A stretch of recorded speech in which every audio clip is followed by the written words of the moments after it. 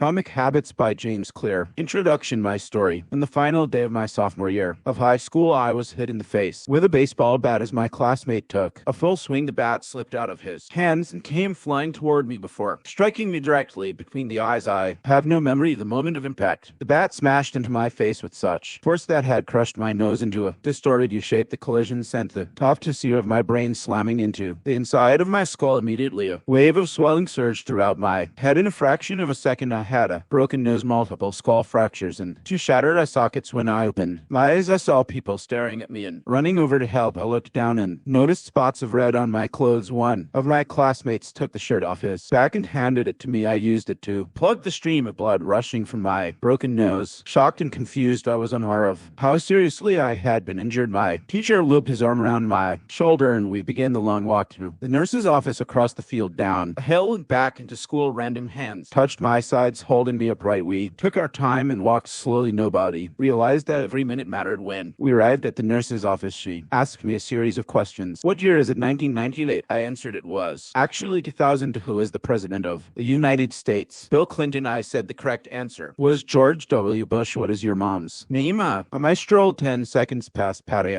Said casually, ignoring the fact that it had taken me 10 seconds to remember my own mother's name. That is the last question I remember. My body was unable to handle the rapid swelling in my brain, and I lost consciousness before the ambulance arrived. Minutes later, I was carried out of school and taken to the local hospital. Shortly after arriving, my body began shutting down. I struggled with basic functions like swallowing and breathing. I had my first seizure of the day. Then I stopped breathing entirely as the doctors hurried to supply me with oxygen. They also decided the local hospital was unequipped to handle the situation and ordered a helicopter to fly me to a larger hospital in Cincinnati. I was rolled out of the emergency room doors into the helipad across the street. The stretcher rattled on a bumpy sidewalk as one nurse pushed me along, while another pumped each breath into me by hand. My mother had arrived at the hospital a few moments before. Climbed into the helicopter beside me. I remained unconscious and unable to breathe on my own as she held my hand during the flight. While my mother rode with me in the helicopter, my father went home to check on my brother and sister and break the news to them. He choked back tears as he explained to my sister that he would miss her 8th grade graduation ceremony that night. After passing my siblings off to family and friends, he drove to Cincinnati to meet my mother. When my mom and I landed on the roof of the hospital, a team of nearly 20 doctors and nurses sprinted onto the helipad and wheeled me into the trauma unit. By this time, the swelling in my brain had become so severe that I was having repeated post-traumatic seizures. My broken bones needed to be fixed, but I was in no condition to undergo surgery. After yet another seizure, my third of the day, was put into a medically induced coma and placed on a ventilator. My parents were no strangers to this hospital. 10 years earlier, they had entered the same building on the ground floor after my sister was diagnosed with leukemia at age 3. I was 5 at the time. My brother was just 6 months old. After 2.5 years of chemotherapy treatment, spinal taps, and bone marrow biopsies, my little sister finally walked out of the hospital happy, healthy, and cancer-free. And now, after 10 years of normal life, my parents found themselves back in the same place with a different child. While I slept into a coma, the hospital sent a priest and a social worker to comfort my parents. It was the same priest who had met with them a decade earlier. In the evening, they found out my sister had cancer. As they faded into night, a series of machines kept me alive. My parents slept restlessly on a hospital mattress. One moment they would collapse from fatigue. The next day would be wide awake with worry. My mother would tell me later it was one of the worst nights I've ever had. My recovery. Mercifully, by the next morning, my breathing had rebounded to the point where the doctors felt comfortable releasing me from the coma. When I finally regained consciousness, I discovered that I had lost my ability to smell. As a test, a nurse asked me to blow my nose and sniff an apple juice box. My sense of smell returned, but to everyone's surprise, the act of blowing my nose forced air through the fractures in my eye socket and pushed my left eye outward. My eyeball bulged out of the socket, held precariously in place by my eyelid and the optic nerve attaching my eye to my brain. The ophthalmologist said my eye would gradually slide back into places the air seeped out, but it was hard to tell how long this would take. I was scheduled for surgery 1 week later, which would allow me some additional time to heal. Looked like I had been on the wrong end of a boxing match, but I was cleared to leave the hospital. I returned home with a broken nose, half a dozen facial fractures,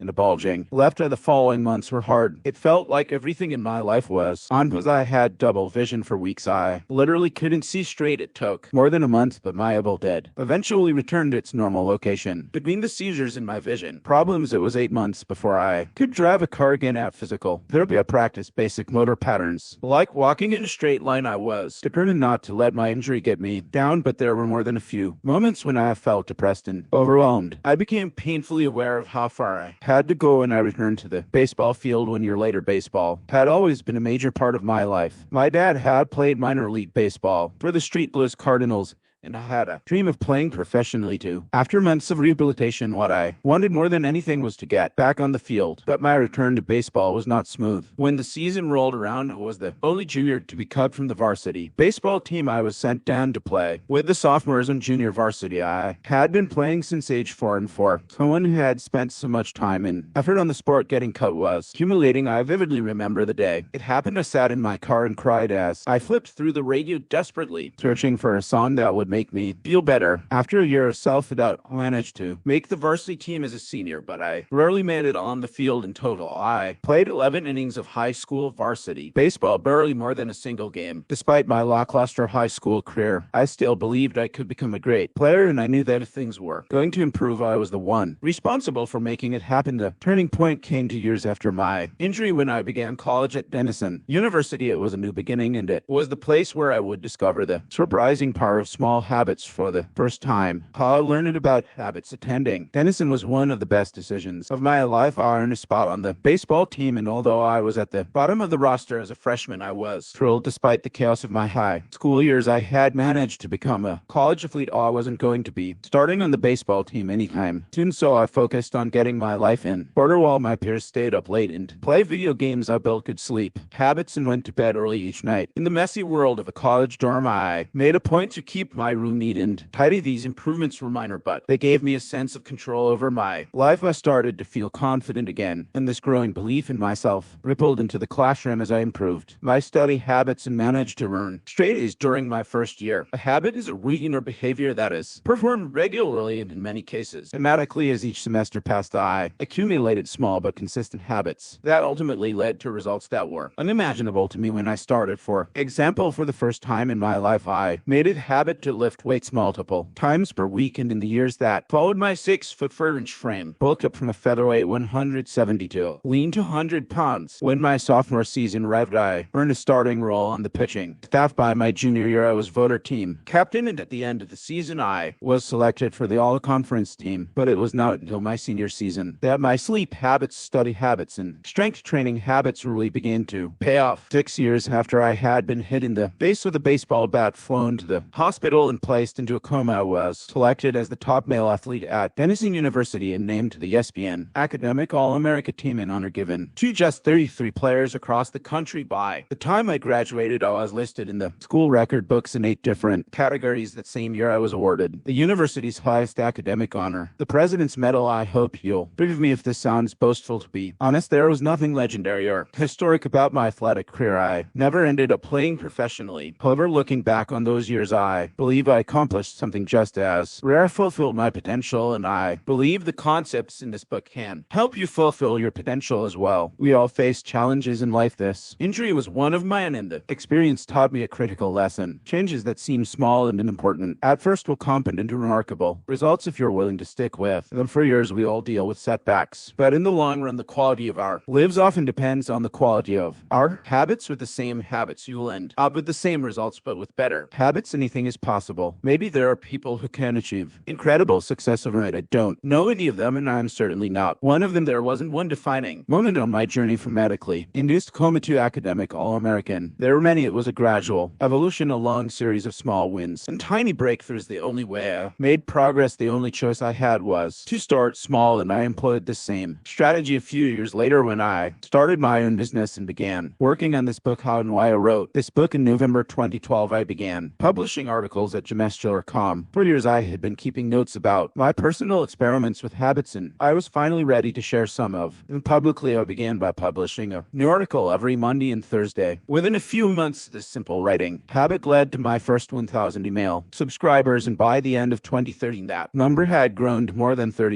people. In 2014, my mail list expanded to over 100 subscribers, which made it one of the fastest growing newsletters on the internet. I had felt like an imposter when I began writing 2 years earlier, but now I was becoming known as an expert on habits, a new label that excited me but also felt uncomfortable. I had never considered myself a master of the topic, but rather someone who was experimenting alongside my readers. In 2015, I reached 100 mail subscribers and signed a book deal with Penguin Random House to begin writing the book you are reading now. As my audience grew, so did my business opportunities. I was increasingly asked speak at top companies about the science of habit formation, behavior change, and continuous improvement. I found myself delivering keynote speeches at conferences in the United States and Europe. 2016, my articles began to appear regularly in major publications like Time, Entrepreneur, and Forbes. Incredibly, my writing was read by over 8 million people that year. Coaches in the NFL, NBA, and lab began reading my work and sharing it with their teams. At the start of 2017, I launched the Habits Academy, which became the premier training platform for organizations and individuals interested in building better habits in life and work. Fortune 500 companies and growing startups began to enroll their leaders and train their staff. In total, over 10 leaders, managers, coaches, and teachers have graduated from the Habits Academy, and my work with them has taught me an incredible amount about what it takes to make habits work in the real world. As I put the finishing touches on this book in 2018, jamesclear.com is receiving millions of visitors per month, and nearly 500 people subscribe to my weekly email newsletter, a number that is so far beyond my expectations. When I began that, I'm not even sure what to think of it. How this book will benefit you. The entrepreneur and investor Naval Ravikant has said, to write a great book, you must first become the book. I originally learned about the ideas mentioned here because I had to live them. I had to rely on small habits to rebound from my injury, to get stronger in the gym, to perform at a high level on the field, to become a writer, to build a successful business, and simply to develop into responsible adult. Small habits helped me fulfill my potential, and since you picked up this book, I'm guessing you'd like to fulfill yours as well. In the pages that follow, I will share step-by-step plan for building better habits, not for days or weeks, but for a lifetime. While science supports everything I've written, this book is not an academic research paper. It's an operating manual. You'll find wisdom and practical advice front and center as I explain the science of how to create and change your habits in a way that is easy to understand and apply. The fields are biology, neurophilosophy, psychology, and more have been around for many years. What I offer you is a synthesis of the best ideas smart people figured out a long time ago, as well as the most compelling discoveries scientists have made recently. My contribution, I hope, is to find the ideas that matter most and connect them in a way that is highly actionable. Anything wise in these pages you should credit to the many experts who preceded me. Anything foolish, assume it is my error. The backbone of this book is my 4-step model of habits: cue, craving, response, and reward, and the 4 laws of behavior change that evolve out of these steps. Readers with a psychology background may recognize some of these terms from operant conditioning, which was first proposed as stimulus response reward by B.F. Skinner in the 1930s and has been popularized more recently as cue, routine, reward, and the power of habit by Charles Duff. Behavioral scientists like Skinner realized that if you offered the right reward or punishment, you could get people to act in a certain way. But while Skinner's model did an excellent job of explaining how external stimuli influenced our habits, it lacked a good explanation for how our thoughts, feelings, and beliefs impact our behavior. Internal states, our moods and emotions, matter too. In recent decades, scientists have begun to determine the connection between our thoughts, feelings, and behavior. This research will also be covered in these pages. In total, the framework offers an integrated model of the cognitive and behavioral sciences. I believe it is one of the first models of human behavior to accurately account for both the influence of external stimuli and internal emotions on our habits. While some of the language may be familiar, I am confident that the details and the applications of the 4 laws of behavior change will offer a new way to think about your habits. Human behavior is always changing, situation to situation, moment, second to second. But this book is about what doesn't change. It's about the fundamentals of human behavior, the lasting principles you can rely on year after year, the ideas you can build a business around, build a family around, build a life around. There is no one right way to create better habits. but this book describes the best way I know and approach that will be effective regardless of where you start or what you're trying to change. The strategies I cover will be relevant to anyone looking for a step-by-step system for improvement, whether your goals center on health, money, productivity, relationships, or all of the above. As long as human behavior is involved, this book will be your guide. The fundamentals: why tiny changes make a big difference. 1. The surprising power of atomic habits. The fate of British cycling changed one day in 2003. The organization, which was the governing body for professional cycling in Great Britain, had recently hired Dave Brailsford as its new performance director. At the time, professional cyclists in Great Britain had endured nearly 100 years of mediocrity. Since 1908, British riders had won just a single gold medal at the Olympic Games, and they had fared even worse in cycling's biggest race, the Tour de France. In 110 years, no British cyclist had ever won the event. In fact, the performance of British riders had been so underwhelming that one of the top bike manufacturers in Europe refused to sell bikes to the team because they were afraid that it would hurt sales if other professionals saw the Brits using their gear. Brailsford had been hired to put British cycling on a new trajectory. What made him different from previous coaches was his relentless commitment to a strategy that he referred to as the aggregation of marginal gains, which was the philosophy of searching for a tiny margin of improvement in everything you do. Brailsford said the whole principle came from the idea that if you broke down everything you could think of that goes into riding a bike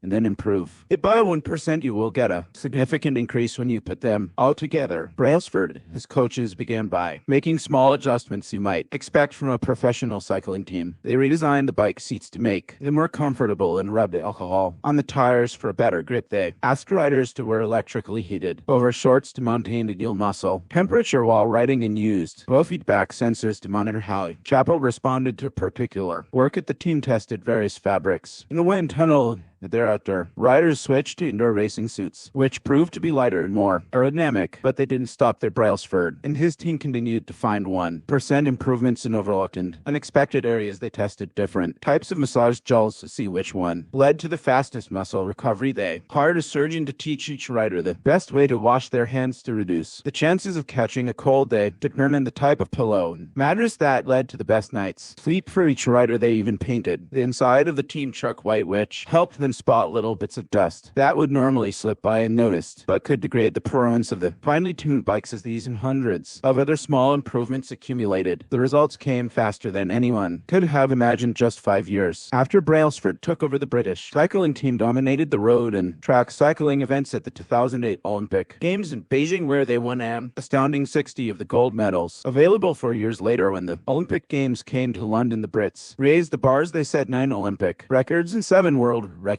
That year, Bradley Wiggins became the first British cyclist to win the Tour de France. The next year, his teammate Chris Froome won the race, and he would go on to win again in 2015, 2016, and 2017, giving the British team 5 Tour de France victories in 6 years. During the 10-year span from 2007 to 2017, British cyclists won 178 world championships and 66 Olympic or Paralympic gold medals, and captured 5 Tour de France victories in what is widely regarded as the most successful run in cycling history. How does this happen? How does a team of previously ordinary athletes transform into world champions with tiny changes that at first glance would seem to make a modest difference? At best, why do small improvements accumulate into such remarkable results, and how can you replicate this approach in your own life? Why small habits make a big difference? It is so easy to overestimate the importance of one defining moment and underestimate the value of making small improvements on a daily basis. Too often, we convince ourselves that massive success requires massive action, whether it is losing weight, building a business, writing a book, winning a championship, or achieving any other goal. We put pressure on ourselves to make some earth-shattering improvement that everyone will talk about. Meanwhile, improving by 1% isn't particularly notable. Sometimes it isn't even noticeable, but it can be far more meaningful, especially in the long run. The difference a tiny improvement can make over time is astounding. Here's how the math works out. If you can get 1% better each day for 1 year, you will end up 37 times better by the time you're done. Conversely, if you get 1% worse each day for 1 year, you will decline nearly down to 0. What starts as a small win or a minor setback accumulates into something much more. 1% better every day, 1% worse every day for 1 year. 0.99 to the power of 365 equals 0.3. 1% better every day for 1 year. 1.1 to the power of 365 equals 37.78. Bigger when the effects of small habits compound over time. For example, if you can get just 1% better each day, you will end up with results that are nearly 37 times better after 1 year. Habits are the compound interest of self-improvement, the same way that money multiplies through compound interest. The effects of your habits multiply as you repeat them. They seem to make little difference on any given day, and yet the impact they deliver over the months and years can be enormous. It is only when looking back to 5 or perhaps 10 years later that the value of good habits and the cost of bad ones become strikingly apparent. This can be a difficult concept to appreciate in daily life. We often dismiss small changes because they don't seem to matter very much in the moment. If you save a little money now, you're still not a millionaire. If you go to the gym 3 days in a row, you're still out of shape. If you study Mandarin for an hour tonight, you still haven't learned the language. We make a few changes, but the results never seem to come quickly, and so we slide back into our previous readings. Unfortunately, the slow pace of transformation also makes it easy to let a bad habit slide. If you eat an unhealthy meal today, the scale doesn't move much. If you work late tonight and ignore your family, they will forgive you. If you procrastinate and put your project off until tomorrow, there will usually be time to finish it later. A single decision is easy to dismiss, but when we repeat 1% errors day after day by replicating poor decisions, duplicating tiny mistakes, and rationalizing little excuses or small choices compound into toxic results. It's the accumulation of many missteps, a 1% decline here and there, that eventually leads to a problem. The impact created by a change in your habits is similar to the effect of shifting the route of an airplane by just a few degrees. Imagine you are flying from Los Angeles to New York City. If a pilot leaving from LAX adjusts the heading just 3.5 degrees south, you will land in Washington, D.C. instead of New York. Such a small change is barely noticeable. At takeoff, the nose of the airplane moves just a few feet, but when magnified across the entire United States, you end up hundreds of miles apart. Similarly, a slight change in your daily habits can guide your life to a very different destination. Making a choice that is 1% better or 1% worse seems insignificant in the moment, but over the span of moments that make up a lifetime, these choices determine the difference between who you are and who you could be. Success is the product of daily habits, not once in a lifetime transformations. That said, it doesn't matter how successful or unsuccessful you are right now. What matters is whether your habits are putting you on the path towards success. You should be far more concerned with your current trajectory than with your current results. If you're a millionaire but you spend more than you earn each month, then you're on a bad trajectory. If your spending habits don't change, it's not going to end well. Conversely, if you're broke but you save a little bit every month, then you're on the path toward financial freedom. Even if you're moving slower than you'd like, your outcomes are a lagging measure of your habits. Your net worth is a lagging measure of your financial habits. Your weight is a lagging measure of your eating habits. Your knowledge is a lagging measure of your learning habits. Your clutter is a lagging measure of your cleaning habits. You get what you repeat. If you want to predict where you'll end up in life, all you have to do is follow the curve of tiny gains or tiny losses and see how your daily choices will compound 10 or 20 years down the line. Are you spending less than you earn each month? Are you making it into the gym each week? Are you reading books and learning something new each day? Tiny battles like these are the ones that will define your future self. Time magnifies the margin between success and failure. It will multiply whatever you feed it. Good habits make time your ally. Bad habits make time your enemy. Habits are a double-edged sword. Bad habits can cut you down just as easily as good habits can build you up, which is why understanding the details is crucial. You need to know how habits work and how to design them to your liking so you can avoid the dangerous half of the blade. Your habits can compound for you or against you. Positive compounding. Productivity compounds. Accomplishing one extra task is a small feat on any given day, but it counts for a lot over an entire career. The effect of automating an old task or mastering a new skill can be even greater. The more tasks you can handle without thinking, the more your brain is free to focus on other areas. Knowledge compounds. Learning one new it wouldn't make you a genius,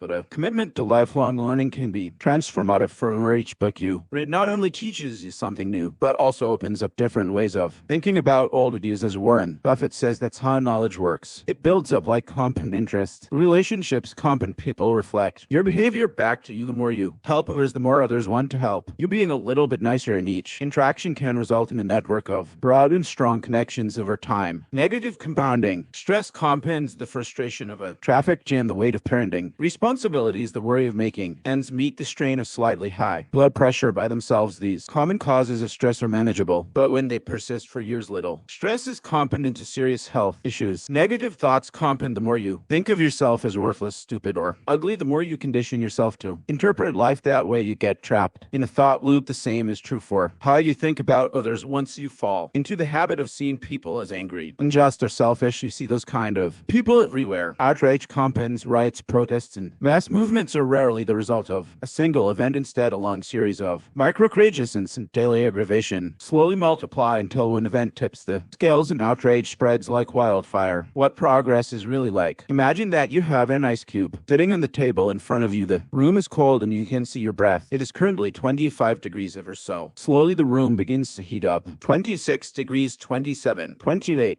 The ice cube is still sitting on the table in front of you. 29 degrees. 30, 31. Still nothing has happened. Then 32 degrees, the ice begins to melt. A 1 degree shift, seemingly no different from the temperature increases before it, has unlocked a huge change. Breakthrough moments are often the result of many previous actions which build up the potential required to unleash a major change. This pattern shows up every year. Cancer spends 80% of its life undetectable, then takes over the body in months and can barely be seen for the first 5 years, as it builds extensive root systems underground before exploding 90 feet into the air within 6 weeks. Similarly, habits often appear to make no difference until you cross a critical threshold and unlock a new level of performance. In the early and middle stages of any quest, there is often a valley of disappointment. You expect to make progress in a linear fashion, and it's frustrating how ineffective changes can seem during the first days, weeks, and even months. It doesn't feel like you are going anywhere. It's a hallmark of any compounding process. The most powerful outcomes are delayed. This is one of the core reasons why it is so hard to build habits that last. People make a few small changes, fail to see a tangible result, and decide to stop. You think, I've been running every day for a month, so why can't I see any change in my body? Once this kind of thinking takes over, it's easy to let good habits fall by the wayside. But in order to make a meaningful difference, habits need to persist long enough to break through this plateau, what I call the plateau of latent potential. If you find yourself struggling to build a good habit or break a bad one, it is not because you have lost your ability to improve. It is often because you have not yet crossed the plateau of latent potential. Complaining about not achieving success despite working hard is like complaining about an ice cube not melting when you heated it from 25 to 31 degrees. Your work was not wasted, it is just being stored. All the action happens at 32 degrees. When you finally break through the plateau of latent potential, people will call it an overnight success. The outside world only sees the most dramatic event rather than all that preceded it, but you know that it's the work you did long ago when it seemed that you weren't making any progress that makes the jump to today possible. It is the human equivalent of geological pressure. To tectonic plates can grind against one another for millions of years, the tension slowly building all the while. Then one day they rub each other once again in the same fashion they have for ages.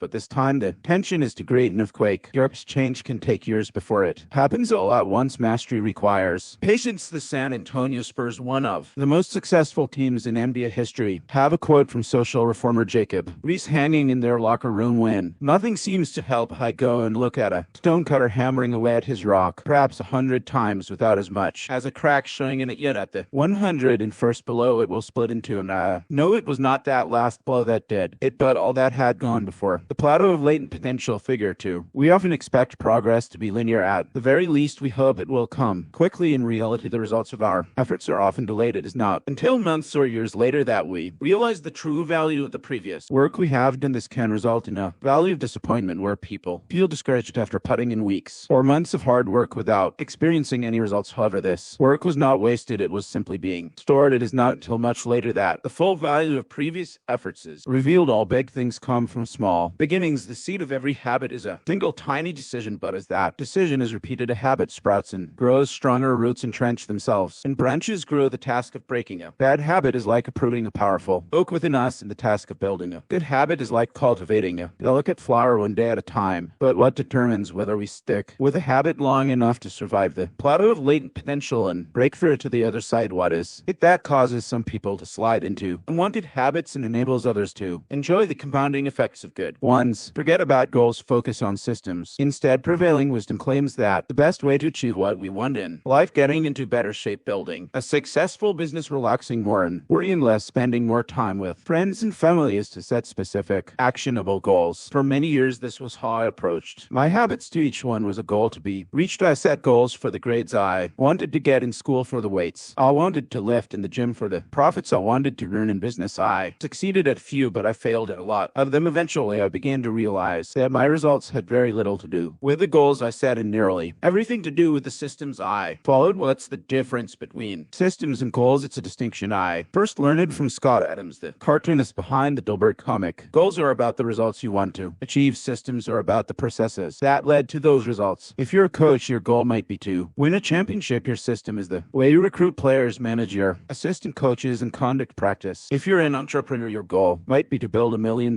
business. Your system is how you test product ideas, hire employees, and run marketing campaigns. If you're a musician, your goal might be to play a new piece. Your system is how often you practice, how you break down and tackle difficult measures, and your method for receiving feedback from your instructor. Now for the interesting question: if you completely ignored your goals and focused only on your system, would you still succeed? For example, if you were a basketball coach and you ignored your goal to win a championship and focused only on what your team does at practice each day, you still get results. I think you, with the goal in any sport, is to finish with the best score, but it would be ridiculous to spend the whole game staring at the scoreboard. The only way to actually win is to get better each day. In the words of Free Time Super Bowl winner Bill Walsh, the score takes care of itself. The same is true for other areas of life. If you want better results, then forget about setting goals. Focus on your system instead. What do I mean by this? Are goals completely useless? Of course not. Goals are good for setting a direction, but systems are best for making progress. A handful of problems arise when you spend too much time thinking about your goals and not enough time designing your systems. Problem number one: winners and losers had the same goals. Goal setting suffers from a serious case of survivors of bias. We concentrate on the people who end up winning, the survivors, and mistakenly assume that ambitious goals led to their success, while overlooking all of the people who had the same objective but didn't succeed. Every Olympian wants to win a gold medal. Every candidate wants to get the job, and successful and unsuccessful people share the same goals. Then the goal cannot be what differentiates the winners from the losers. It wasn't the goal of winning the Tour de France that propelled the British cyclists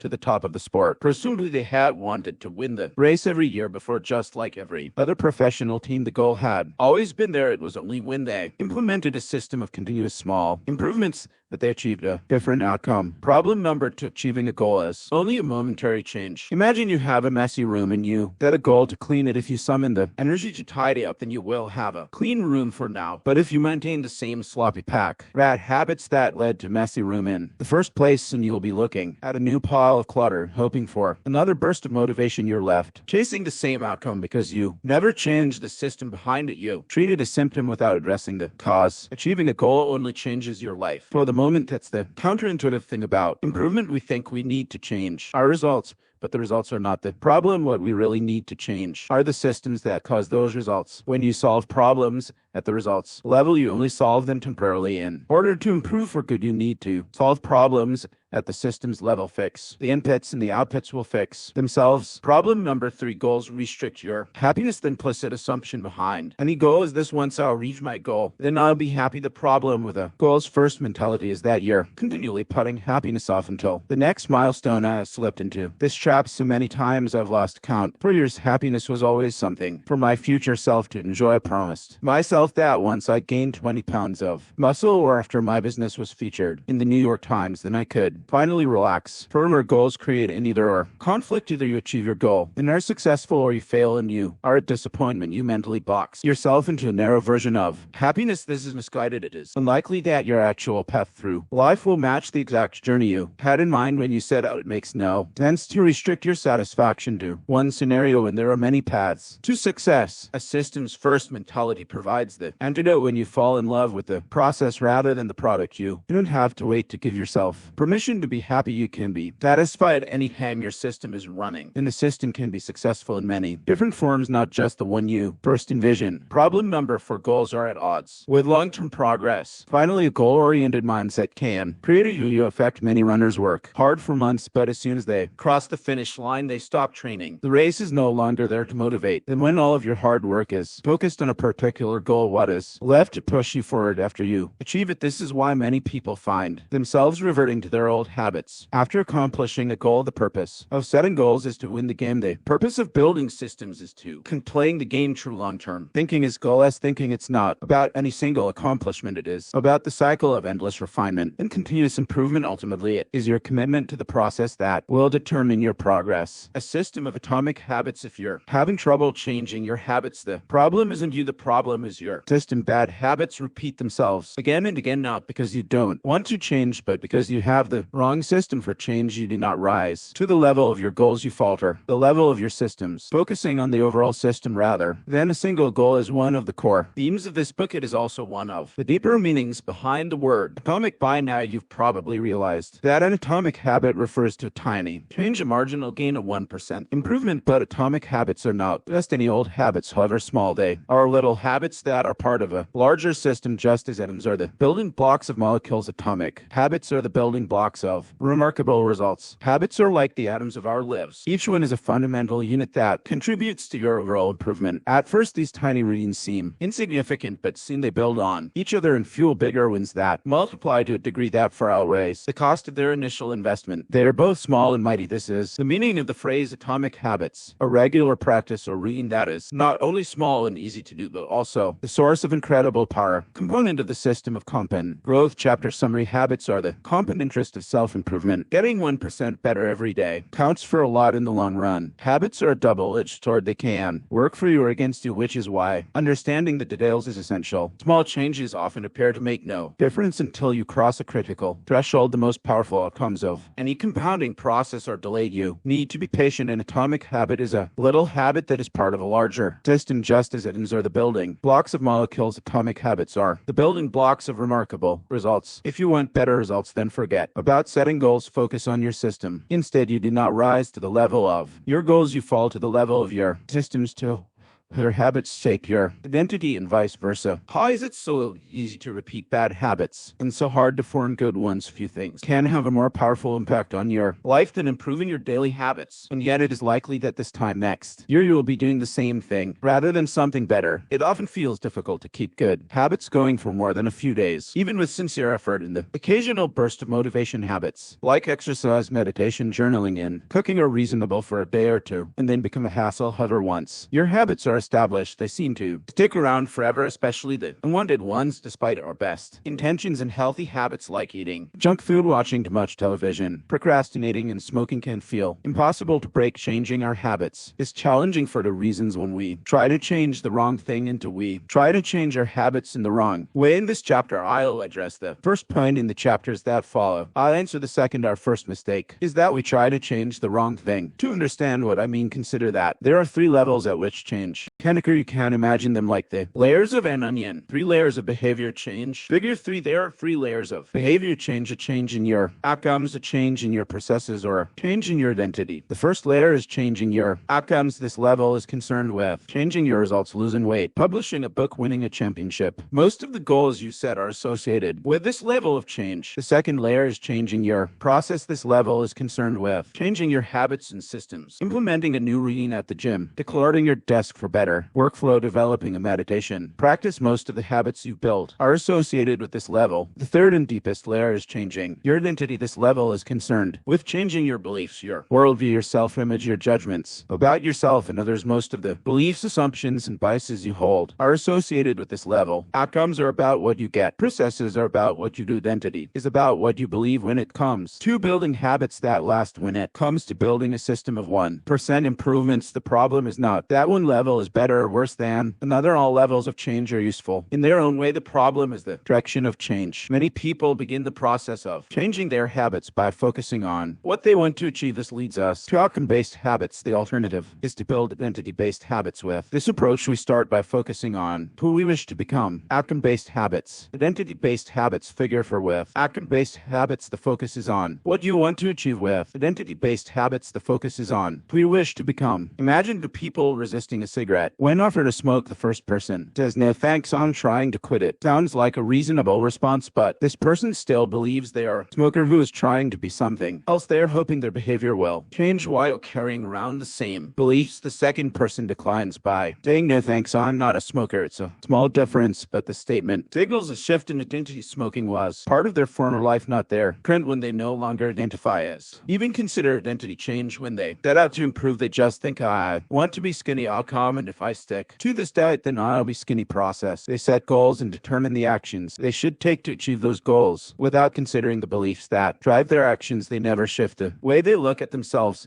and they don't realize that their old identity can sabotage their new plans for change. Behind every system of actions or a system of beliefs, the system of a democracy is founded on beliefs like freedom, majority rule, and social equality. The system of a dictatorship has a very different set of beliefs like absolute authority and strict obedience. You can imagine many ways to try to get more people to vote in a democracy, but such behavior change would never get off the ground in a dictatorship. That's not the identity of the system. Voting is a behavior that is impossible. Under a certain set of beliefs, a similar pattern exists whether we are discussing individuals, organizations, or societies. There are a set of beliefs and assumptions that shape the system, and the identity behind the habits behavior that is incongruent with the self will not last. You may want more money, but if your identity is someone who consumes rather than creates, then you'll continue to be pulled towards spending rather than earning. You may want better health, but if you continue to prioritize comfort over accomplishment, you'll be drawn to relaxing rather than training. It's hard to change your habits if you never change the underlying beliefs that led to your past behavior. You have a new goal and a new plan, but you haven't changed who you are. The story of Brian Clark, an entrepreneur from Boulder, Colorado, provides a good example. For as long as I can remember, I've chewed my fingernails. Clark told me it started as a nervous habit when I was young and then morphed into an undesirable grooming ritual. One day I resolved to stop chewing my nails until they grew out a bit. Through mindful willpower alone, I managed to do it. Then Clark did something surprising. I asked my wife to schedule my first ever manicure. He said my thought was that if I started paying to maintain my nails, I wouldn't chew them, and it worked, but not for the monetary reason. What happened was the manicure made my fingers look really nice. For the first time, the manicurist even said that other than the chewing, I had really healthy, attractive nails. Suddenly I was proud of my fingernails, and even though that's something I had never aspired to, made all the difference. I've never chewed my nails since, not even a single close call, and it's because I now take pride in properly caring for them. The ultimate form of intrinsic motivation is when a habit becomes part of your identity. It's one thing to say I'm the type of person who wants this. It's something very different to say I'm the type of person who is this. The more pride you have in a particular aspect of your identity, the more motivated you will be to maintain the habits associated with it. If you're proud of how your hair looks, you'll develop all sorts of habits to care for and maintain it. If you're proud of the size of your biceps, you will make sure you never skip an upper body workout. If you're proud of the scarves in it, you'll be more likely to spend hours knitting each week. Once your pride gets involved, you'll fight tooth and nail to maintain your habits. True behavior changes. Identity change. You might start a habit because of motivation, but the only reason you'll stick with one is that it becomes part of your identity. Anyone can convince themselves to visit the gym or eat healthy once or twice, but if you don't shift the belief behind the behavior, then it is hard to stick with. Long-term changes, improvements are only temporary until they become part of who you are. The goal is not to read a book. The goal is to become a reader. The goal is not to run a marathon. The goal is to become a runner. The goal is not to learn an instrument. The goal is to become a musician. Your behaviors are usually a reflection of your identity. What you do is an indication of the type of person you believe that you are, either consciously or non-consciously. Research has shown that once a person believes in a particular aspect of their identity, they're more likely to act in alignment with that belief. For example, people who identified as being a voter were more likely to vote than those who simply claimed voting was an action they wanted to perform. Similarly, the person who incorporates exercise into their identity doesn't have to convince themselves to train. Doing the right thing is easy after all. When your behavior and your identity are fully aligned, you are no longer pursuing behavior change. You are simply acting like the type of person you already believe yourself to be. Like all aspects of habit formation, this too is a double-edged sword. When working for you, identity change can be a powerful force for self-improvement. When working against you, identity change can be a curse. Once you have adopted an identity, it can be easy to let your allegiance to impact your ability to change. Many people walk through life in a cognitive slumber, blindly following the norms attached to their identity. I'm terrible with directions. I'm not a morning person. I'm bad at remembering people's names. I'm always late. I'm not good with technology. I'm horrible at math, and 1,000 other variations. When you have repeated a story to yourself for years, it is easy to slide into these metal grooves and accept them as a fact. In time, you begin to resist certain actions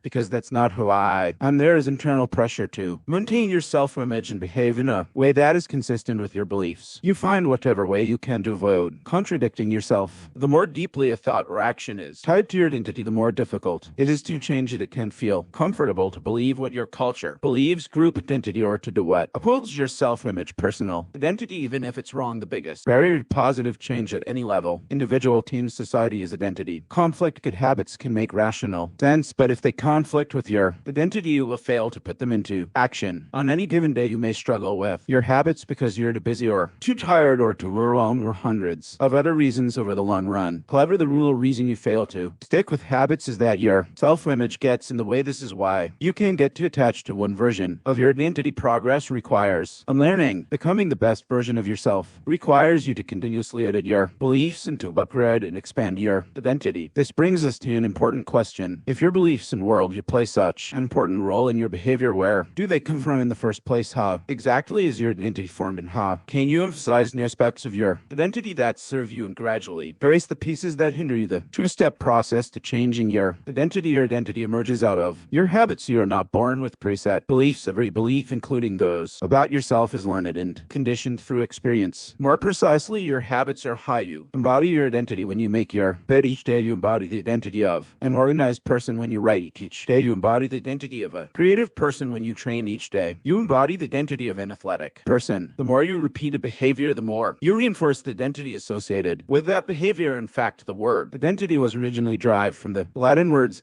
essentos, which means being, and event, which means repeatedly. Your identity is literally your repeated. For instance, whatever your identity is right now, you only believe it because you have proof of it. If you go to church every Sunday for 20 years, you have evidence that you are religious. If you study biology for 1 hour every night, you have evidence that you're studious. If you go to the gym even when it's snowing, you have evidence that you are committed to fitness. The more evidence you have for belief, the more strongly you will believe it. For most of my early life, I didn't consider myself a writer. If you were to ask any of my high school teachers or college professors, they would tell you I was an average writer at best, certainly not a standout. When I began my writing career, I published a new article every Monday and Thursday for the first few years. As the evidence grew, so did my identity as a writer. I didn't start out as a writer. I became one through my habits. Of course, your habits are not the only actions that influence your identity, but by virtue of their frequency, they are usually the most important ones. Each experience in life modifies your self-image, but it's unlikely you would consider yourself a soccer player because you kicked the ball once, or an artist because you scribbled a picture. As you repeat these actions, however, the evidence accumulates and your self-image begins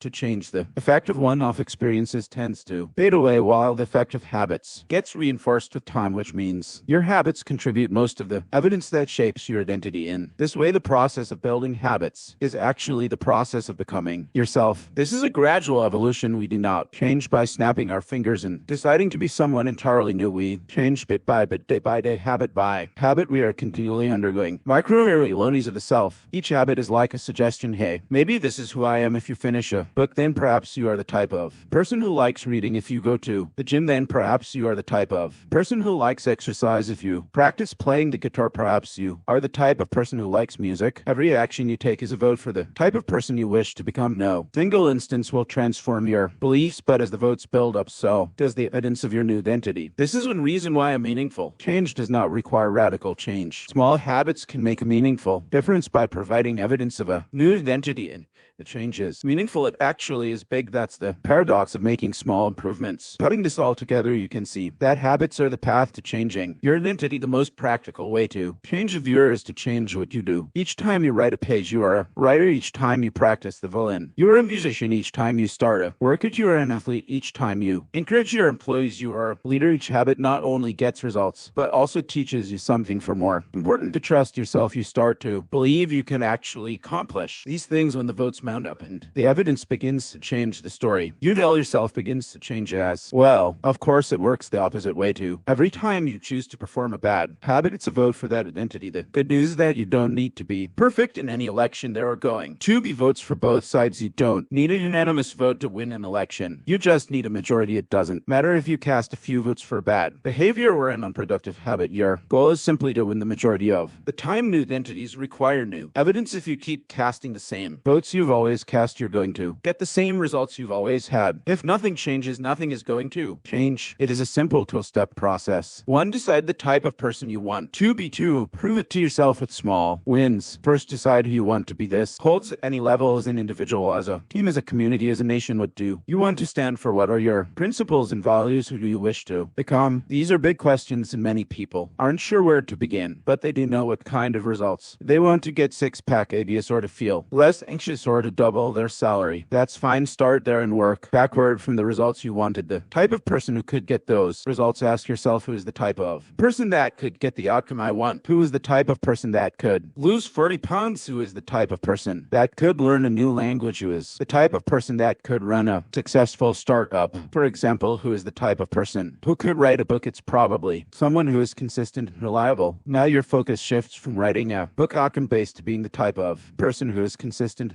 and reliable. Identity-based, this process can lead to beliefs like, I'm the kind of teacher who stands up for her students. I'm the kind of doctor who gives each patient the time and empathy they need. I'm the kind of manager who advocates for her employees. Once you have a handle on the type of person you want to be, you can begin taking small steps to reinforce your desired identity. I have a friend who lost over 100 pounds by asking herself, what would a healthy person do all day long? She would use this question as a guide. Would a healthy person walk or take a cab? Would a healthy person order a burrito or a salad? She figured if she acted like a healthy person long enough, eventually she would become that person. She was right. The concept of identity-based habits is our first introduction to another key theme in this book. Feedback loops. Your habits shape your identity, and your identity shapes your habits. It's a two-way street. The formation of all habits is a feedback loop, a concept we will explore in depth in the next chapter, but it's important to let your values, principles, and identity drive the loop rather than your results. The focus should always be on becoming that type of person, not getting a particular outcome. The real reason habits matter. Identity change is the North Star of habit change. The remainder of this book will provide you with step-by-step instructions on how to build better habits in yourself, your family, your team, your company, and anywhere else you wish. But the true question is, are you becoming the type of person you want to become? The first step is not what or how, but who. You need to know who you want to be. Otherwise, your quest for change is like a boat without a rudder, and that's why we are starting here. You have the power to change your beliefs about yourself. Your identity is not set in stone. You have a choice in every moment. You can choose the identity you want to reinforce today with the habits you choose today. And this brings us to the deeper purpose of this book and the real reason habits matter. Building better habits isn't about littering your day with life hacks. It's not about flossing one tooth each night, or taking a cold shower each morning, or wearing the same outfit each day. It's not about achieving external measures of success like earning more money, losing weight, or reducing stress. Habits can help you achieve all of these things, but fundamentally they are not about having something. They are about becoming someone. Ultimately, your habits matter because they help you become the type of person you wish to be. They are the channel through which you develop your deepest beliefs about yourself. Quite literally, you become your habits. Chapter summary. There are 3 levels of change: outcome, change, process, change, and identity. Change. The most effective way to change your habits is to focus not on what you want to achieve, but on who you wish to become. Your identity emerges out of your habits. Every action is a vote for the type of person you wish to become. Becoming the best version of yourself requires you to continuously edit your beliefs and to upgrade and expand your identity. The real reason habits matter is not because they can get you better results, although they can do that, but because they can change your beliefs about yourself. 3.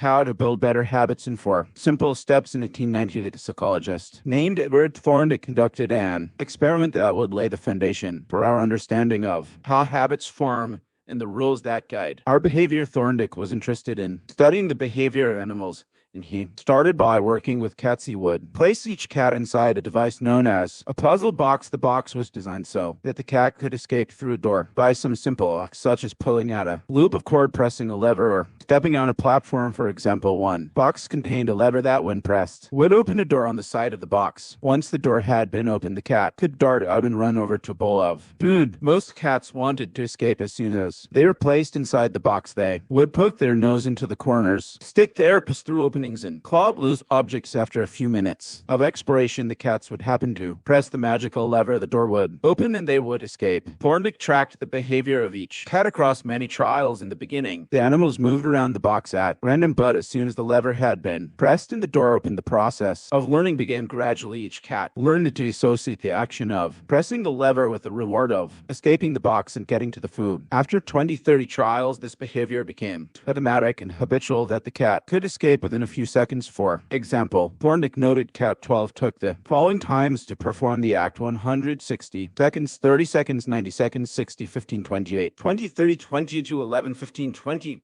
12, 10, 14, 10, 8, 5, 10, 8, 6, 6, 7.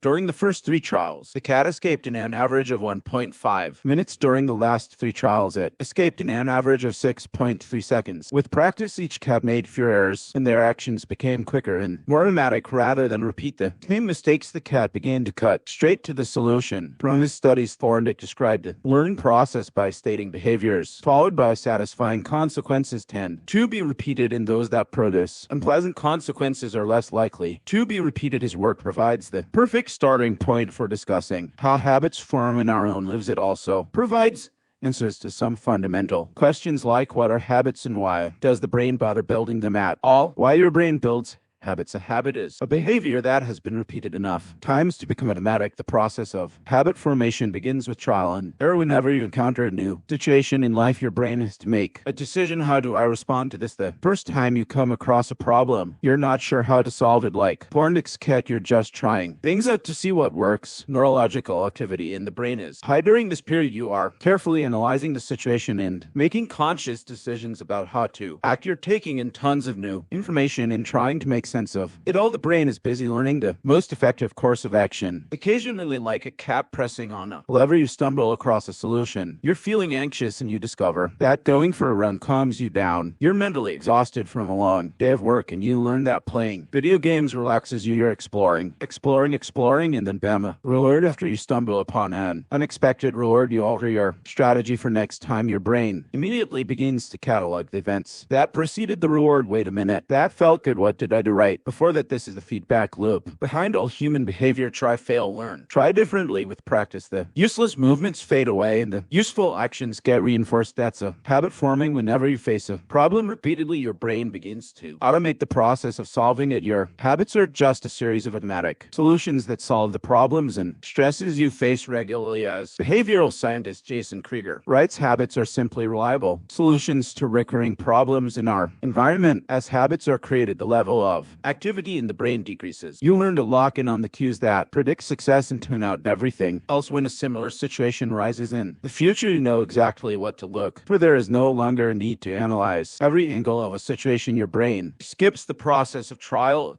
and error and creates a mental rule: if this then that. These cognitive scripts can be followed automatically whenever the situation is appropriate. Not whenever you feel stressed, you get the itch to run. As soon as you walk in the door from work, you grab the video game controller. A choice that once required effort is now automatic. A habit has been created. Habits are mental shortcuts learned from experience. In a sense, a habit is just a memory of the steps you previously followed to solve a problem in the past. Whenever the conditions are right, you can draw on this memory and automatically apply the same solution. The primary reason the brain remembers the past is to better predict what will work in the future. Habit formation is incredibly useful because the conscious mind is the bottleneck of the brain. It can only pay attention to one problem at a time. As a result, your brain is always working to preserve your conscious attention for whatever task is most essential. Whenever possible, the conscious mind likes to pawn off tasks to the non-conscious mind to do automatically. This is precisely what happens when a habit is formed. Habits reduce cognitive load and free up mental capacity so you can allocate your attention to other tasks. Despite their efficiency, some people still wonder about the benefits of habits. The argument goes like this: well, habits make my life dull. I don't want to pigeonhole myself into a lifestyle I don't enjoy. Doesn't so much routine take away the vibrancy and spontaneity of life? Hardly. Such questions set up a false dichotomy. They make you think that you have to choose between building habits and attaining freedom. In reality, they complement each other. Habits do not restrict freedom, they create it. In fact, the people who don't have their habits handled are often the ones with the least amount of freedom. Without good financial habits, you will always be struggling for the next dollar. Without good health habits, you will always seem to be short on energy. Without good learning habits, you will always feel like you're behind the curve. If you're always being forced to make decisions about simple tasks: when should I work out, where do I go to write, when do I pay the bills, then you have less time for freedom. It's only by making the fundamentals of life easier that you can create the mental space needed for free thinking and creativity. Conversely, when you have your habits dialed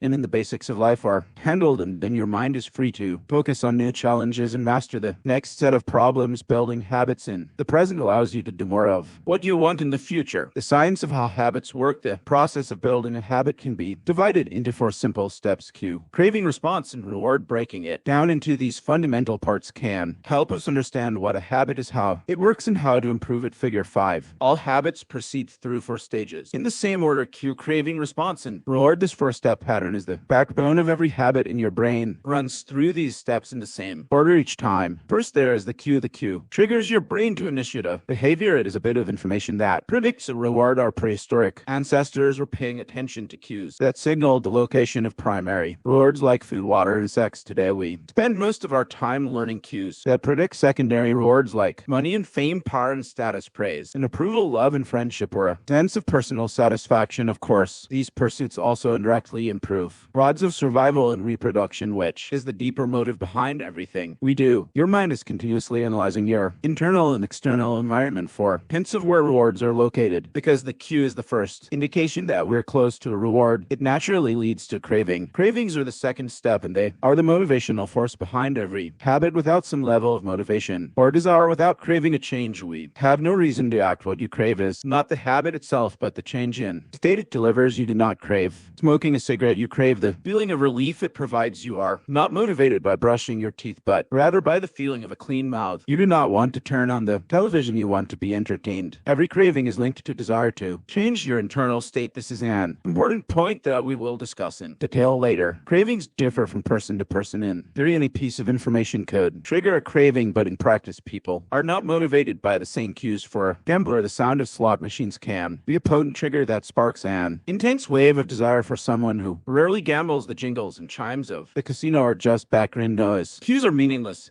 until they are interpreted. The thoughts, feelings, and emotions of the observer are what transform a cue into a craving. The third step is the response. The response is the actual habit you perform, which can take the form of a thought or an action. Whether a response occurs depends on how motivated you are and how much friction is associated with the behavior. If a particular action requires more physical or mental effort than you are willing to expend, then you won't do it. Your response also depends on your ability. It sounds simple, but a habit can occur only if you are capable of doing it. If you want to dunk a basketball but can't jump high enough to reach the hoop, well, you're out of luck. Finally, the response delivers a reward. Rewards are the end goal of every habit. The cue is about noticing the reward. The craving is about wanting the reward. The response is about obtaining the reward. We chase rewards because they serve to purposes when they satisfy us. And they teach us. The first purpose of rewards is to satisfy your craving. Yes, rewards provide benefits on their own. Food and water deliver the energy you need to survive. Getting a promotion brings more money and respect. Getting in shape improves your health and your dating prospects. But the more immediate benefit is that rewards satisfy your craving to eat or to gain status or to win approval. At least for a moment, rewards deliver contentment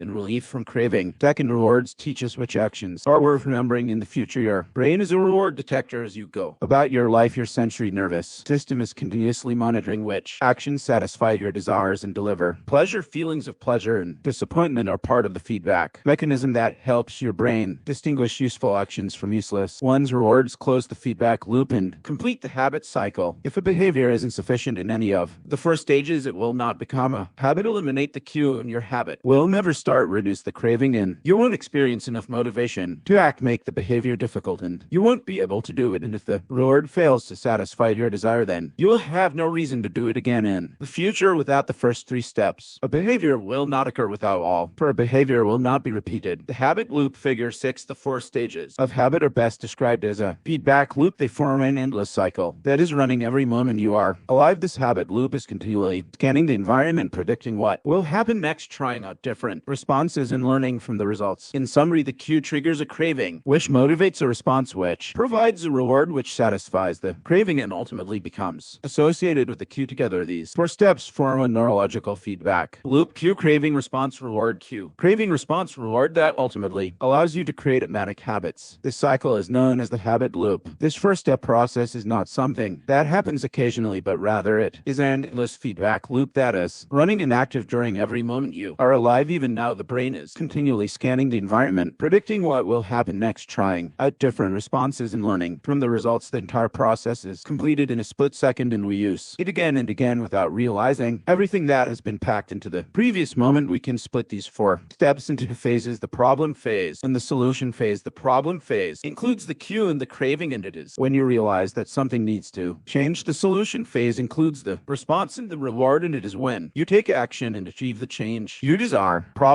phase: 1 cue, 2 craving. Solution phase: 3 response. 4 reward. All behavior is driven by the desire to solve a problem. Sometimes the problem is that you notice something good and you want to pain it. Sometimes the problem is that you are experiencing pain and you want to relieve it. Either way, the purpose of every habit is to solve the problems you face. In the table on the following page, you can see a few examples of what this looks like in real life. Imagine walking into a dark room and flipping on the light switch. You have performed this simple habit so many times that it occurs without thinking. You proceed through all 4 stages in the fraction of a second. The urge to act strikes you without thinking. Problem phase: 1 cue, your phone buzzes with a new text message. 2 craving, you want to learn the contents of the message. Solution phase: 3 response, you grab your phone and read the text. 4 reward, you satisfied your craving to read the message. Grabbing your phone becomes associated with your phone buzzing. Problem phase: 1 cue, you're answering emails. 2 craving, you begin to feel stressed and overwhelmed by work. You want to feel in control. Solution phase: 3 once, you bite your nails. 4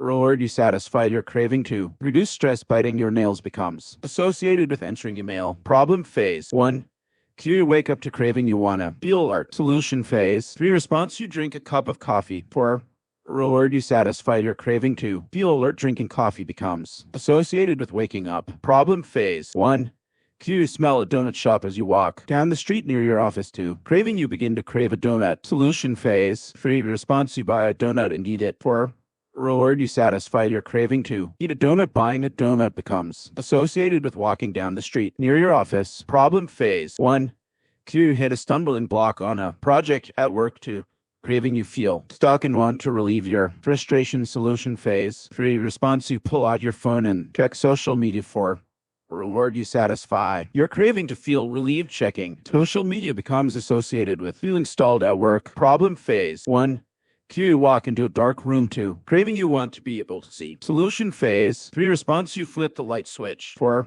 reward, you satisfied your craving to see. Turning on the light switch becomes associated with being in a dark room. By the time we become adults, we rarely notice the habits that are running our lives. Most of us never give a second thought to the fact that we tied the same shoe first each morning, or unplug the toaster after each use, or always change into comfortable clothes after getting home from work. After decades of mental programming, we automatically slip into these patterns of thinking and acting. The 4 laws of behavior change. In the following chapters, we will see time and again how the 4 stages of cue, craving, response, and reward influence nearly everything we do each day. But before we do that, we need to transform these 4 steps into a practical framework that we can use to design good habits and eliminate bad ones. I refer to this framework as the 4 laws of behavior change, and it provides a simple set of rules for creating good habits and breaking bad ones. You can think of each law as a lever that influences human behavior. When the levers are in the right positions, creating good habits is effortless. When they are in the wrong positions, it's nearly impossible. How to create a good habit: the first law, to make it obvious. The second law, craving, make it attractive. The third law, response, make it easy. The fourth law, reward, make it satisfying. We can invert these laws.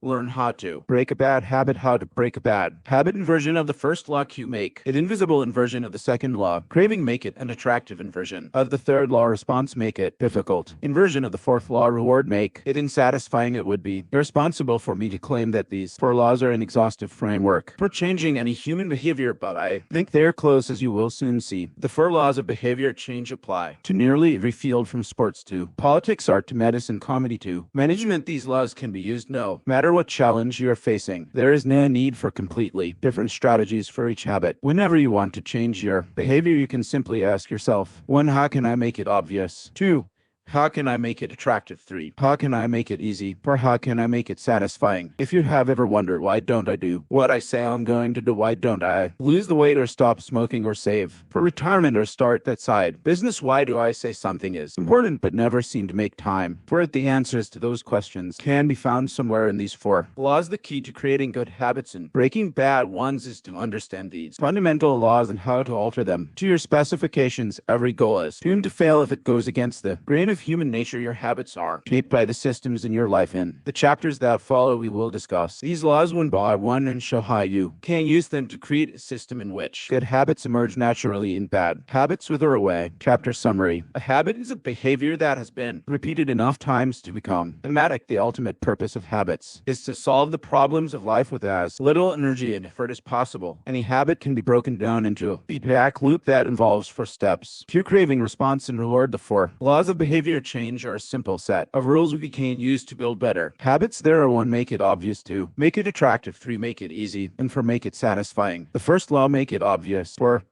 The man who didn't look right. The psychologist Gary Klein once told me a story about a woman who attended a family gathering. She had spent years working as a paramedic, and upon arriving at the event took one look at her father-in-law.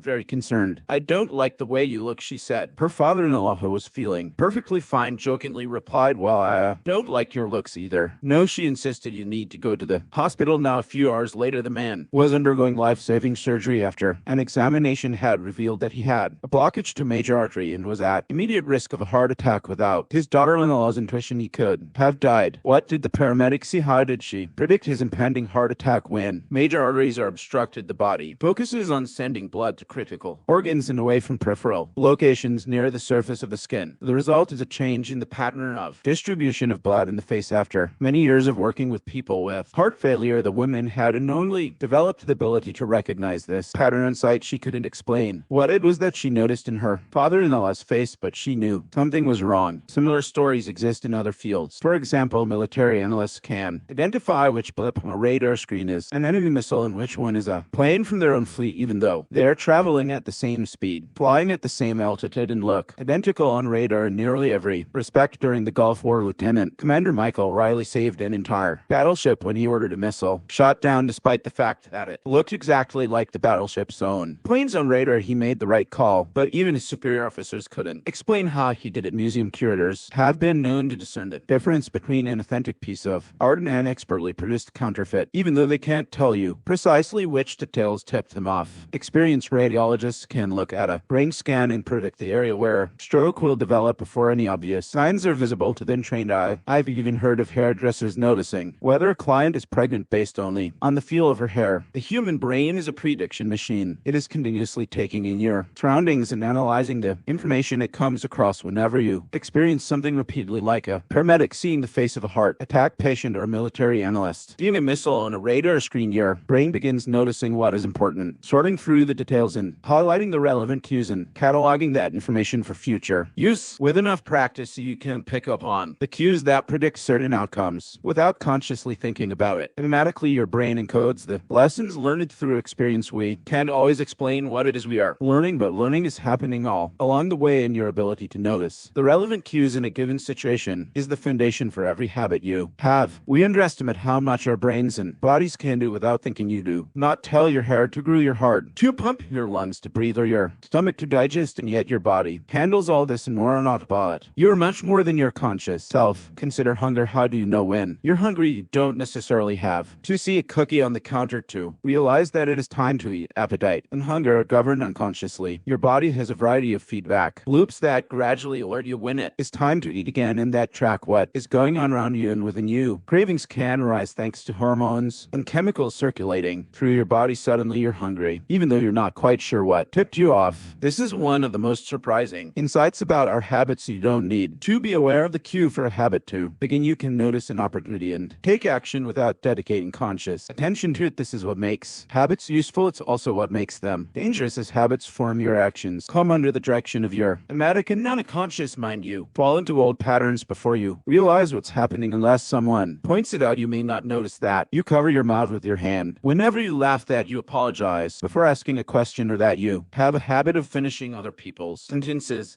And the more you repeat these patterns, the less likely you become to question what you're doing and why you're doing it. I once heard of a retail clerk who was instructed to cut up empty gift cards after customers had used up the balance on the card. One day, the clerk cashed out a few customers in a row who purchased with gift cards. When the next person walked up, the clerk swiped the customer's actual credit card, picked up the scissors, and then cut it in half entirely on autopilot before looking up at the stunned customer and realizing what had just happened. Another woman I came across in my research was a former preschool teacher who had switched to corporate job even though she was now working with adults. Her old habits would kick in and she kept asking coworkers if they had washed their hands after going to the bathroom. I also found the story of a man who had spent years working as a lifeguard and would occasionally yell, "Walk," whenever he saw a child running. Over time, the cues that spark our habits become so common that they are essentially invisible. The treats on the kitchen counter, the remote control next to the couch, the phone in our pocket. Our responses to these cues are so deeply encoded that may feel like the urge to act comes from nowhere. For this reason, we must begin the process of behavior change with awareness before we can effectively build new habits. We need to get a handle on our current ones. This can be more challenging than it sounds because once a habit is firmly rooted in your life, it is mostly non-conscious and hypnotic. If a habit remains mindless, you can't expect to improve it. As the psychologist Carl Jung said, until you make the unconscious conscious, it will direct your life and you will call it fate. The habit scorecard, the Japanese railway system, is regarded as one of the best in the world. If you ever find yourself riding a train in Tokyo, you will notice that the conductors have a peculiar habit. As each operator runs the train, they proceed through a ritual of pointing at different objects and calling out commands. When the train approaches a signal, the operator will point at it and say, "Signal is green." As the train pulls into and out of each station, the operator will point at the speedometer and call out the exact speed. When it's time to leave, the operator will point at the timetable,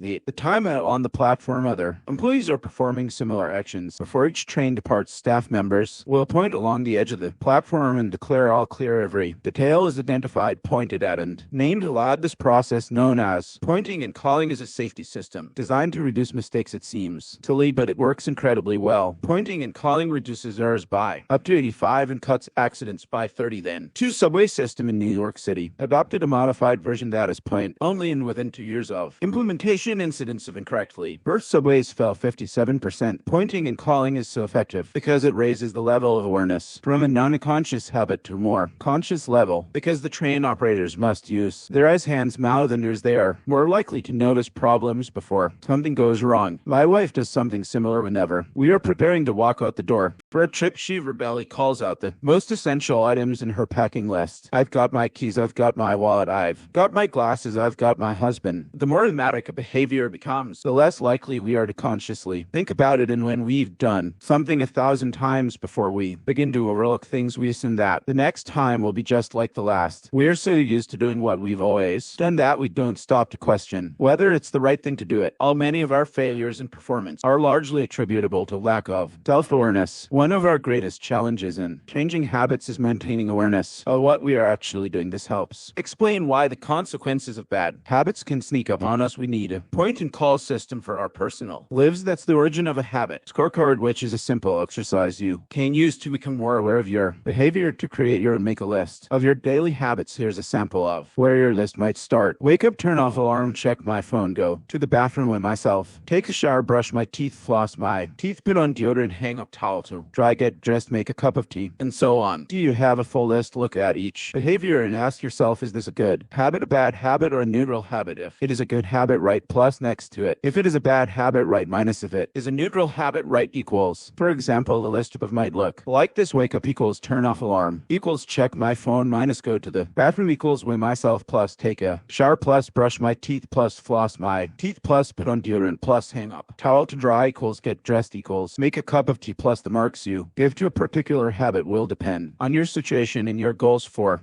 one who is trying to lose weight, eating a bagel with peanut butter every morning might be a bad habit. For someone who is trying to bulk up and add muscle, the same behavior might be a good habit. It all depends on what you're working towards. Scoring your habits can be a bit more complex for another reason as well. The labels good habit and bad habit are slightly inaccurate. There are no good habits or bad habits. There are only effective habits that is effective at solving problems. All habits serve you in some way, even the bad ones, which is why you repeat them. For this exercise, categorize your habits by how they will benefit you in the long run. Generally speaking, good habits will have Net positive outcomes bad habits have. Net negative outcomes smoking have. Cigarette may reduce stress right now. That's how it's serving you, but it's not a healthy long-term behavior. If you're still having trouble determining how to rate a particular habit, here's a question I like to use. Does this behavior help me become the type of person I wish to be? Does this habit cast a vote for or against my desired identity? Habits that reinforce your desired identity are usually good. Habits that conflict with your desired identity are usually bad. As you create your habit scorecard, there is no need to change anything at first. The goal is to simply notice what is actually going on. Observe your thoughts and actions without judgment or internal criticism. Don't blame yourself for your faults. Don't praise yourself for your successes. If you eat a chocolate bar every morning, acknowledge it almost as if you were watching someone else. How interesting that they would do such a thing. If you binge eat, simply notice that you were eating more calories than you should have. You waste time online, notice that you are spending your life in a way that you do not want to. The first step to changing bad habits is to be on the lookout for them. If you feel like you need extra help, then you can try pointing and calling in your own life. Say out loud the action that you are thinking of taking and what the outcome will be. If you want to cut back on your junk food habit but notice yourself grabbing another cookie, say out loud, I'm about to eat this cookie, but I don't need it. Eating it will cause me to gain weight and hurt my health. Hearing your bad habits spoken aloud makes the consequences seem more real. It adds weight to the action rather than letting yourself mindlessly slip into an old routine. This approach is useful even if you're simply trying to remember a task on your to-do list. Just saying out loud, tomorrow I need to go to the post office after lunch, increases the odds that you will actually do it. You're getting yourself to college need for action, and that can make all the difference. The process of behavior change always starts with awareness. Strategies like pointing and calling in the habits scorecard are focused on getting you to recognize your habits and acknowledge the cues that trigger them, which makes it possible to respond in a way that benefits you. Chapter summary: with enough practice, your brain will pick up on the cues that predict certain outcomes without consciously thinking about it. Once our habits become automatic, we stop paying attention to what we are doing. The process of behavior change always starts with awareness. You need to be aware of your habits before you can change them. Pointing and calling raises your level of awareness from a non-conscious habit to a more conscious level by verbalizing your actions. The habit scorecard is a simple exercise you can use to become more aware of your behavior. 5.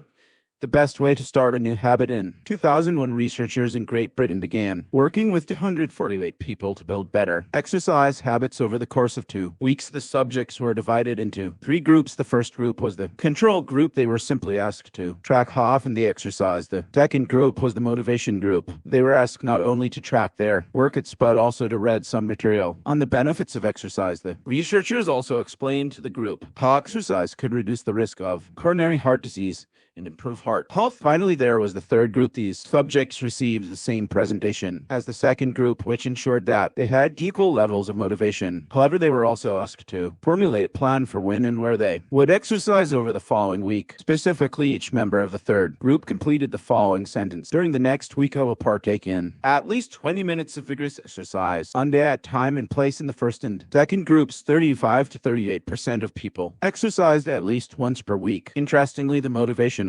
presentation given to the second group seemed to have no meaningful impact on behavior, but 91 of the third group exercised at least once per week, more than double the normal rate. The sentence they filled out is what researchers refer to as an implementation intention, which is a plan you make beforehand about when and where to act. That is how you intend to implement a particular habit. The cues that can trigger a habit come in a wide range of forms: the feel of your phone buzzing in your pocket, the smell of chocolate chip cookies, the sound of ambulance sirens. But the 2 most common cues are time and location. Implementation intentions leverage both of these cues. Broadly speaking, the format for creating an implementation intention is: when situation X arises, I will perform response. While hundreds of studies have shown that implementation intentions are effective for sticking to our goals, whether it's writing down the exact time and date of when you will get a flu shot or recording the time of your colonoscopy appointment, they increase the odds that people will stick with habits like recycling, studying, going to sleep early, and stopping smoking. Researchers have even found that voter turnout increases when people are forced to create implementation intentions by answering questions like: what route are you taking to the polling station at? What time are you planning to go? What bus will get you there? Other successful government programs have prompted citizens to make a clear plan to send taxes in on time or provided directions on when and where to pay late traffic bills. The punchline is clear: people who make a specific plan for when and where they will perform a new habit are more likely to follow through to many people try to change their habits without these basic details figured out. We tell ourselves, I'm going to eat healthier, I'm going to write more, but we never say when and where these habits are going to happen. We leave it up to chance and hope that we will just remember to do it or feel motivated at the right time, and implementation intention sweeps away buggy notions like I want to work out more, or I want to be more productive, where I should vote, and transforms them into a concrete plan of action. Many people think they lack motivation when what they really lack is clarity. It is not always obvious when and where to take action. Some people spend their entire lives waiting for the time to be right to make an improvement. Once an implementation intention has been set, you don't have to wait for inspiration to strike. Do I write a chapter today or not? Do I meditate this morning or at lunch? When the moment of action occurs, there is no need to make a decision. Simply follow your predetermined plan. The simple way to apply this strategy to your habits is to fill out the sentence, I will behavior at time and location. Meditation, I will meditate for 1 minute at 7 a.m. in my kitchen. Studying, I will study Spanish for 20 minutes at 6 p.m. in my bedroom. Exercise, I will exercise for 1 hour at 5 p.m. in my local gym. Marriage, I will make my partner a cup of tea at 8 a.m. in the kitchen. If you aren't sure when to start your habit, try the first day of the week, month, or your people are more likely to take action at those times, because hope is usually higher. If we have hope, we have a reason to take action afresh. Start feels motivating. There is another benefit to implementation intentions. Being specific about what you want and how you will achieve it helps you say no to things that derail progress, distract your attention, and pull you. Of course, we often say yes to little requests because we are not clear enough about what we need to be doing. Instead, when your dreams are vague, it's easy to rationalize little exceptions all day long and never get around to the specific things you need to do to succeed. Give your habits a time and a space to live in the world. The goal is to make the time and location so obvious that with enough repetition you get an urge to do the right thing at the right time, even if you can't say why. As the writer Jason Ziff noted, obviously you're never going to just work out without conscious thought, but like a dog salivating at a bell, maybe you start to get antsy around the time of day you normally work out. There are many ways to use implementation intentions in your life, and one of my favorite approaches, one I learned from Stanford Professor B.J. Fogg, and it is a strategy I refer to as habit stacking. Habit stacking is a simple plan to overhaul your habits. The French philosopher Denis Diderot lived nearly his entire life in poverty, but that all changed one day in 1765. Diderot's daughter was about to be married, and he could not afford to pay for the wedding. Despite his lack of wealth, Diderot was well known for his role as the co-founder and writer of Encyclopedia, one of the most comprehensive encyclopedias of the time. When Catherine the Great, the Empress of Russia, heard of Diderot's financial troubles, her heart went out to him. She was a book lover and greatly enjoyed his encyclopedia. She offered to buy Diderot's personal library for £1,000, more than 150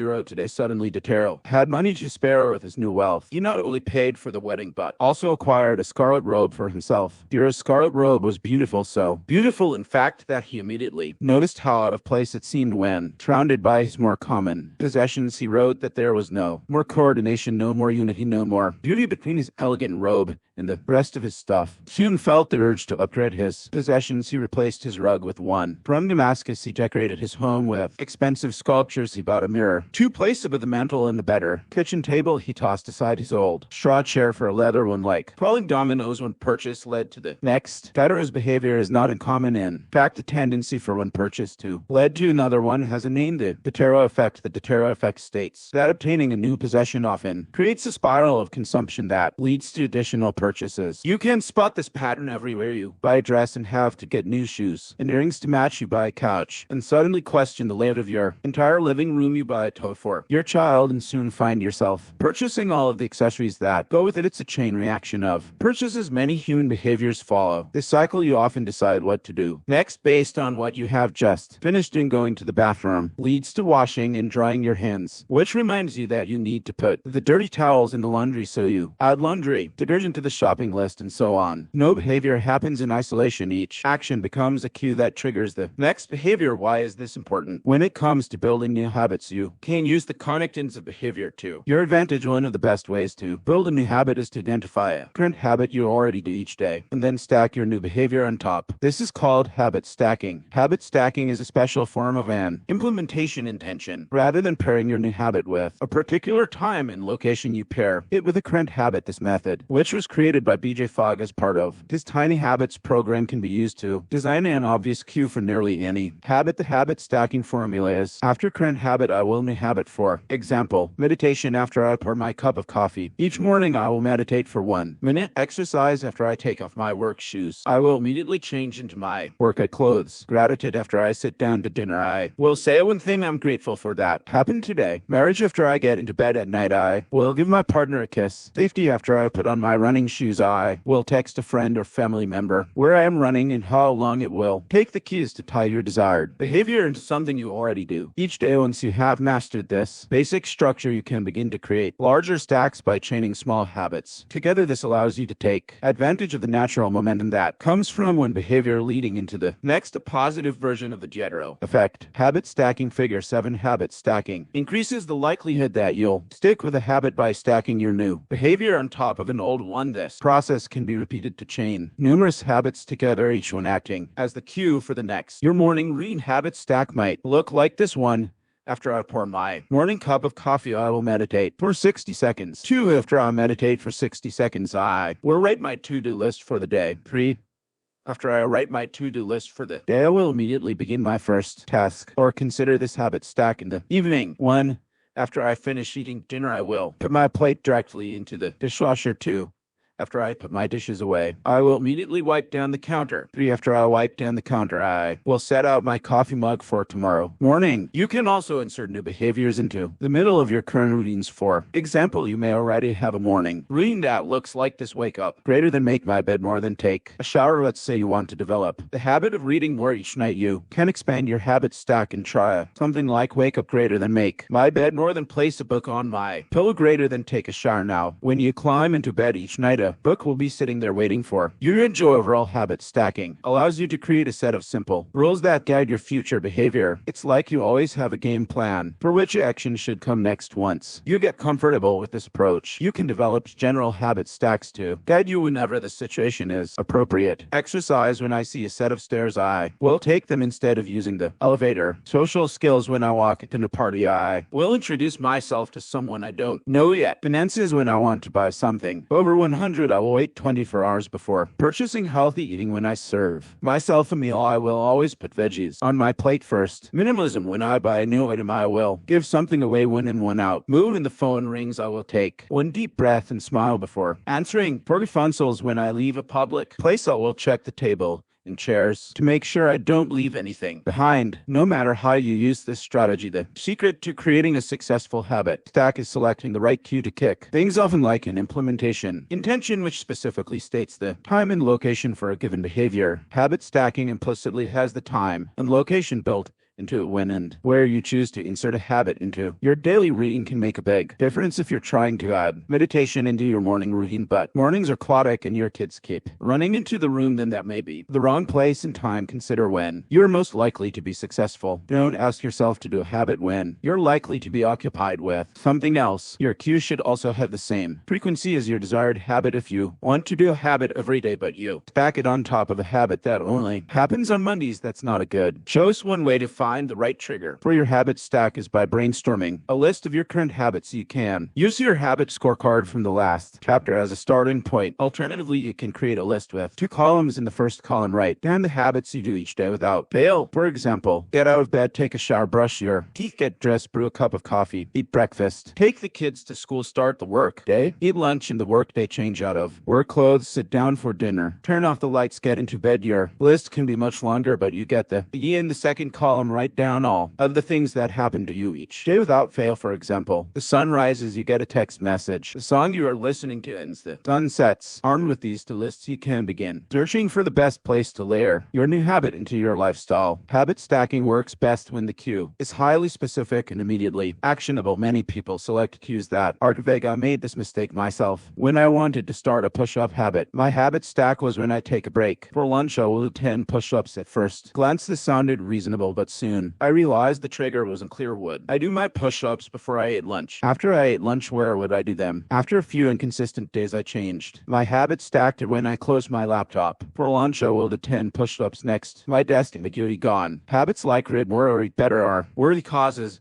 but these goals do not provide instruction on how and when to act. Be specific and clear. After I close the door, after I brush my teeth, after I sit down at the table, the specificity is important. The more tightly bound your new habit is to a specific cue, the better the odds are that you will notice when the time comes to act. The first law of behavior change is to make it obvious. Strategies like implementation, intentions, and habit stacking are among the most practical ways to create obvious cues for your habits and design a clear plan for when and where to take action. Chapter summary. The first law of behavior changes make it obvious. The two most common cues are time and location. Creating an implementation intention is a strategy you can use to pair a new habit with a specific time and location. The implementation intention formula is I will behavior at time and location. Habit stacking is a strategy you can use to pair a new habit with a current habit. The habit stacking formula is after current habit I will new habit 6. Motivation is overrated. Environment often matters more. And Thorndike, a primary care physician at Massachusetts General Hospital in Boston, had a crazy idea. She believed she could improve the eating habits of thousands of hospital staff and visitors without changing their willpower or motivation in the slightest way. In fact, she didn't plan on talking to them at all. Thorndike and her colleagues designed a 6-month study to alter the choice architecture of the hospital cafeteria. They started by changing how drinks were arranged in the room. Originally, the refrigerators located next to the cash registers in the cafeteria were filled with only soda. The researchers added water as an option to each one. Additionally, they placed baskets of bottled water next to the food stations. Throughout the room, soda was still in the primary refrigerators, but water was now available at all drink locations. Over the next 3 months, the number of soda sales at the hospital dropped by 11.4%. Meanwhile, sales of bottled water increased by 25.8%. They made similar adjustments and saw similar results with the food in the cafeteria. Nobody had said a word to anyone eating there before. After figure 8, here's a representation of what the cafeteria looked like before the environment design changes were made. Left and after right, the shaded boxes indicate areas where bottled water was available in each instance because the amount of water in the environment was increased. Behavior shifted naturally and without additional motivation. People often choose products not because of what they are, but because of where they are. If I'll walk into the kitchen and see a plate of cookies on the counter, I'll pick up half a dozen and start eating, even if I hadn't been thinking about them beforehand and didn't necessarily feel hungry. If the communal table at the office is always filled with donuts and bagels, it's going to be hard not to grab one every now and then. Your habits change depending on the room you are in and the cues in front of you. Environment is the invisible hand that shapes human behavior. Despite our unique personalities, certain behaviors tend to rise again and again under certain environmental conditions. In church, people tend to talk in whispers. On a dark street, people act wary and guarded. In this way, the most common form of change is not internal but external. We are changed by the world around us. Every habit is context dependent. In 1936, psychologist Kurt Lewin wrote a simple equation that makes a powerful statement. Behavior is a function of the person in their environment, or B equals F opening bracket P closing bracket. It didn't take long for Lewin's equation to be tested in business. In 1952, the economist Hawkins Stern described a phenomenon he called suggestion impulse buying, which is triggered when a shopper sees a product for the first time and visualizes a need for it. In other words, customers will occasionally buy products not because they want them, but because of how they are presented to them. For example, items